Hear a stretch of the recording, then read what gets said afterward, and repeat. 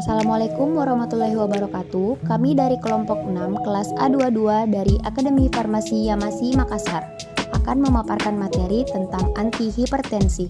Sebelumnya perkenalkan anggota kelompok kami. Yang pertama ada Inaya Wulandari dengan NIM 22032AF.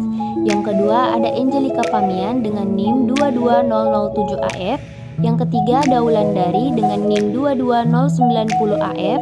Yang keempat ada Yuni Najwa dengan NIM 22092AF. Yang kelima ada Nasyirah dengan NIM 22049AF. Dan yang terakhir ada Angela Marici Igo dengan NIM 22006AF. Apa sih itu hipertensi? Hipertensi atau tekanan darah tinggi merupakan penyebab paling umum terjadinya penyakit kardiovaskular yang jadi penyakit nomor 1 kematian di dunia setiap tahunnya.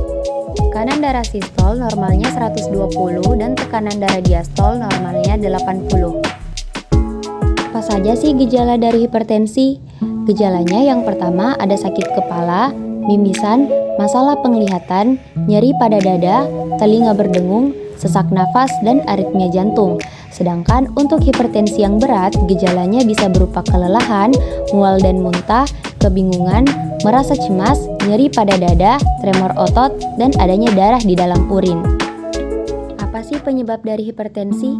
Penyebab hipertensi sendiri terbagi menjadi dua jenis, yaitu hipertensi primer dan hipertensi sekunder. Hipertensi primer adalah yang paling umum disebabkan karena kebiasaan gaya hidup yang buruk atau riwayat keluarga. Sedangkan hipertensi sekunder biasanya berakibat dari kondisi medis lainnya.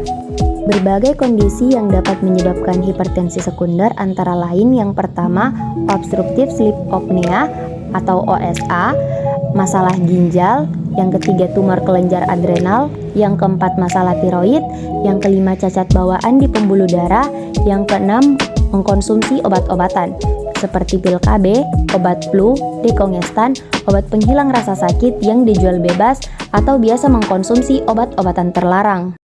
Faktor resiko hipertensi. Memang faktor resiko untuk mengalami hipertensi berbanding lurus dengan usia. Seseorang yang memiliki usia lebih tua memiliki kemungkinan lebih besar untuk mengalami hipertensi. Beberapa faktor risiko lainnya yang dapat meningkatkan terjadinya hipertensi adalah yang pertama, yaitu memiliki usia di atas 65 tahun. Yang kedua, sering mengkonsumsi makanan tinggi garam. Yang ketiga, mengalami kelebihan berat badan atau obesitas. Yang keempat, adanya riwayat keluarga dengan kondisi medis yang sama. Yang kelima, kurang mengkonsumsi buah dan sayuran. Yang ketujuh, tidak aktif secara fisik atau jarang berolahraga. Yang kedelapan, mengkonsumsi terlalu banyak makanan atau minuman yang mengandung kafein. Selanjutnya, memiliki kebiasaan merokok. Dan terakhir, banyak mengkonsumsi minuman beralkohol. Apa saja penggolongan obat antihipertensi? Yang pertama ada ACE inhibitor, yaitu dapat menghambat enzim khusus untuk memproduksi hormon angiotensin II, yaitu hormon yang dapat memicu penyempitan pembuluh darah dan meningkatkan tekanan darah. Contohnya ada lisinopril, ada enalapril, dan captopril. Kedua ada antagonis kalsium atau kalsium pemblokir saluran, yaitu untuk menghambat masuknya kalsium ke otot jantung dan dinding pembuluh darah, sehingga menyebabkan detak jantung melambat dan pembuluh darah melebar. Contoh obatnya ada amlodipin, ada nifedipin, dan ada verapamil. Yang ketiga ada penghambat reseptor angiotensin II atau ARB, yaitu dapat menghambat pengikatan angiotensin II sehingga pembuluh darah melebar dan tekanan darah menurun. Contoh obatnya ada kandesartan, valsartan, dan irbesartan. Golongan selanjutnya yaitu diuretik, berguna untuk membunuh kelebihan garam atau natrium dan cairan di dalam tubuh untuk menormalkan tekanan darah. Diuretik sendiri terbagi menjadi 3. Yang pertama ada tiazid, dengan contoh obatnya hidroklorotiazid dan indapamid. Yang kedua ada loop diuretik dengan contoh obat furosemid dan torsemid. Yang ketiga ada diuretik hemat kalium dengan contoh obat amiloride dan spironolakton. Yang kelima penghambat alfa atau alpha blocker, yaitu untuk menghambat hormon katekolamin agar tidak mengikat reseptor alfa. Contohnya ada Cardura dan ada Terazolin HCl.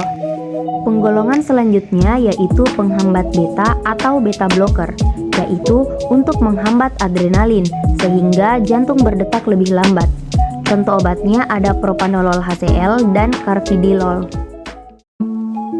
Sebagai kesimpulan, hipertensi atau tekanan darah tinggi di mana tekanan sistol lebih dari 140 dan tekanan darah diastol lebih dari 90. Gejalanya hanya berupa sakit kepala, mual, pusing, gelisah, sesak nafas, dan ketegangan pada dada.